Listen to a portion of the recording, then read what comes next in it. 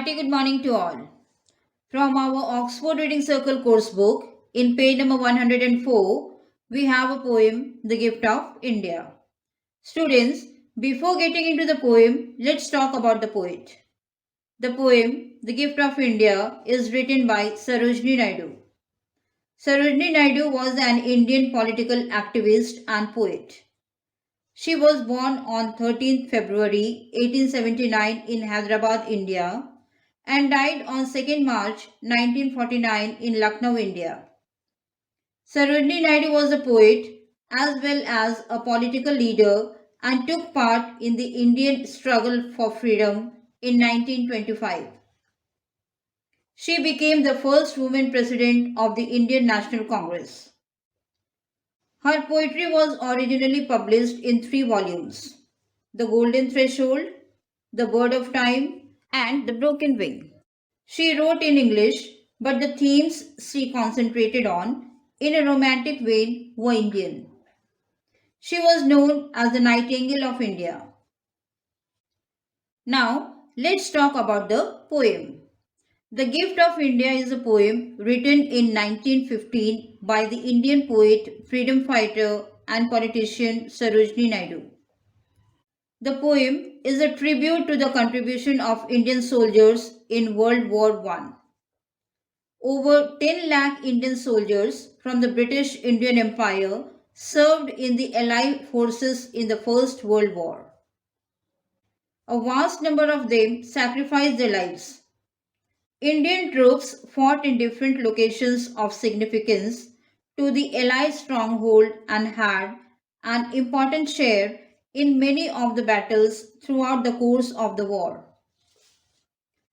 However, the contribution of the Indian soldiers is overlooked in the vast expense of the war's history. These selfless sacrifices of the Indian soldiers for the Western agitation are captured in Naidu's poem, The Gift of India. The poem not only concentrates on the theme of soldiers making their ultimate sacrifice for someone else's war, but also talks about the numerous benefits the foreign countries reaped from India. The poet regards these benefits as gifts given by India to the colonizers. The poem can be regarded as a kind of reminder or appeal to the Allied forces to remember the Indian contribution of their victory. Now, let's step into the poem. Welcome back to the poem The Gift of India, written by Sarojini Naidu.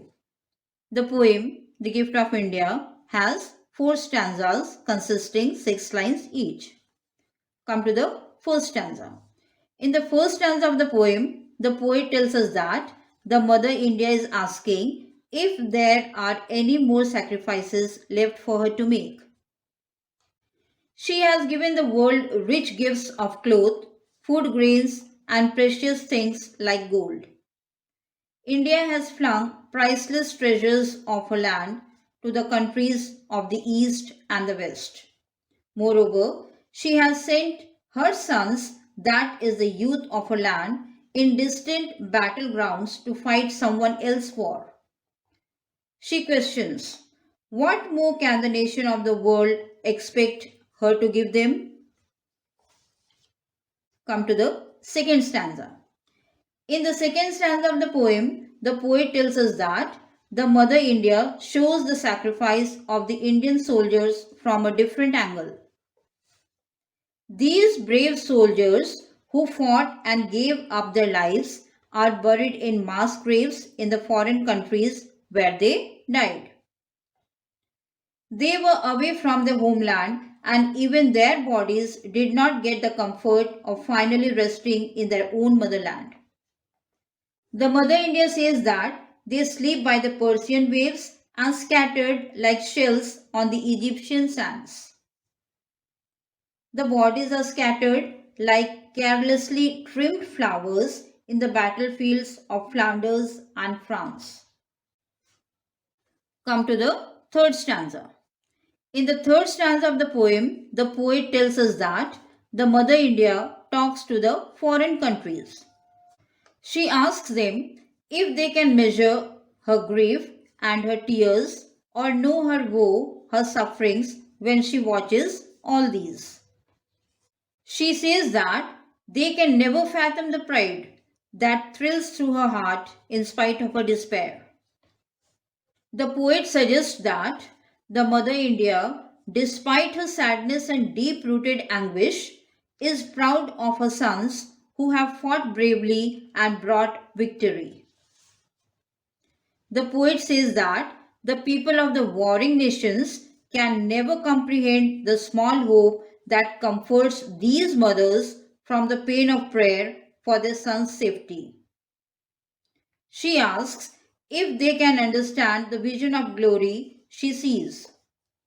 It is a bad one because she had lost her sons for it. The torn red banner of victory, which has come at the expense of so much blood, is sad and meaningless for her. Come to the fourth stanza.